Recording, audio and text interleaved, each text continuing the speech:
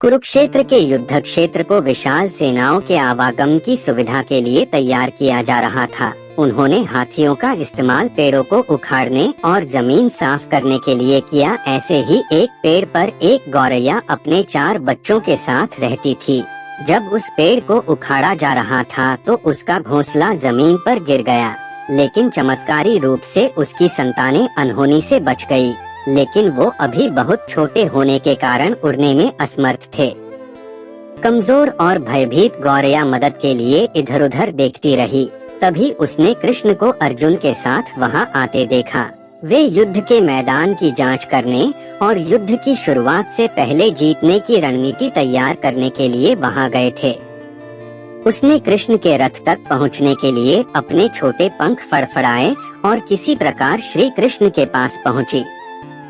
हे कृष्ण, कृपया मेरे बच्चों को बचाएं, क्योंकि लड़ाई शुरू होने पर कल उन्हें कुचल दिया जाएगा।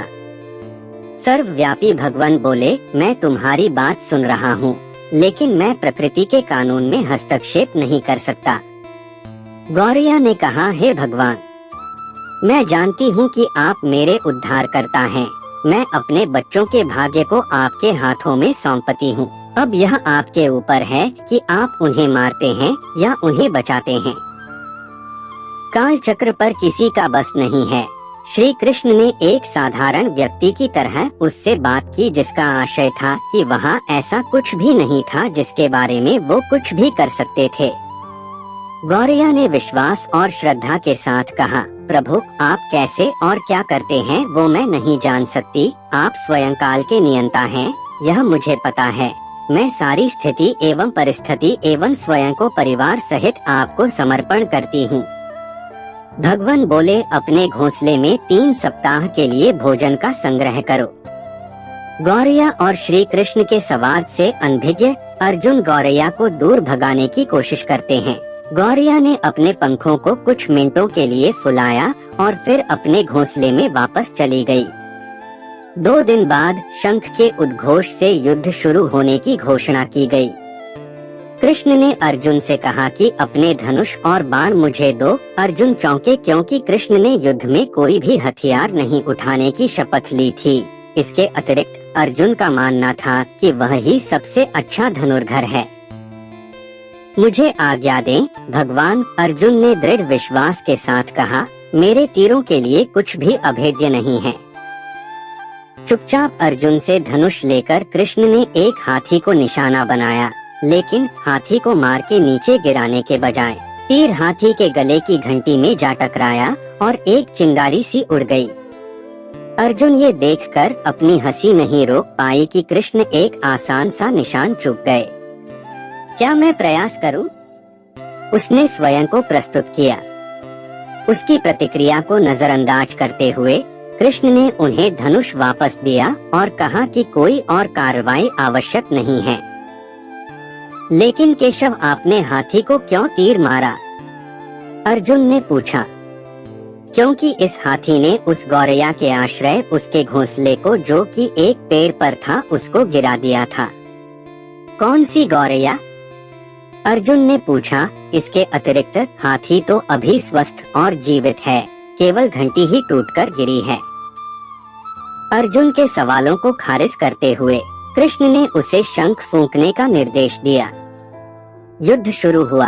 अगले 18 दिनों में कई जानें चली गईं। अंत में पांडवों की जीत हुई। एक बार फिर कृष्ण अर्जुन को अपने साथ सुदूर क्षेत्र में भ्रमण करने के लिए ले गए। कई शव अभी भी वहाँ हैं, जो उनके अंतिम संस्कार का इंतजार कर रहे हैं। जंग का मैदान गंभीर अंगों और सिर बेजान सीढ़ियों और हाथियों से अटा पड़ा था। कृष्ण एक निश्चित स्थान पर रुके और एक घंटी, जो कि हाथी पर बांधी जाती थी, उसे देखकर विचार करने लगे। अर्जुन, उन्होंने कहा, क्या आप मेरे लिए यह घंटी उठाएंगे और इसे एक तरफ रख देंगे? निर्देश बिल्कुल सरल था, परंतु अर्जुन को समझ में नहीं आया। आखिरकार विशाल मैदान में जहाँ बहुत सी अन्य चीजों को साफ करने की जरूरत थी, कृष्ण उसे धातु के एक टुकड़े को रास्ते से हटाने के लिए क्यों कहेंगे? उसने प्रश्नवाचक दृष्टि से उनकी ओर देखा। हाँ, यह घंटी, कृष्ण ने दोहराया। यह वही घंटी है जो हाथी की गर्दन पर पड़ी थी जिस पर मैंने तीर मारा था। अर्जुन बिना किसी और सवाल के भारी घंटी उठाने के लिए नीचे झुके। जैसे ही उन्होंने उसे उठाया, उसकी हमेशा के लिए जैसे दुनिया बदल गई। 1, 2, 3, 4 और 5 4 युवा पक्षियों और उसके बाद एक गौरैया उस घंटी के नीचे से निकले। बाहर निकल के माँ और छोटे पक्षी कृष्ण के इर्द गिर्द मंडराने लगे एवं बड़े आनंद से उनकी परिक्रमा करने लगे। 18 दिन पहले काटी गई एक घंटी ने पूरे परिवार की रक्षा की थी। मुझे क्षमा करें हे कृष्ण, अर्जुन ने कहा। आपको मानव शरीर में देखकर और सामान्य मनुष्यों की तरह व्यवहार करते हुए मैं भूल गया था कि आप वास्तव में कौन हैं। तो कैसी लगी ये छोटी सी गौरैया की कहानी? अच्छी लगी हो तो वीडियो को एक लाइक करो और अगर श्री कृष्ण के भक्त हैं तो चैनल को सब्सक्राइब जरूर करें। कमेंट में जय श्री माखन चोर जरूर लिखें।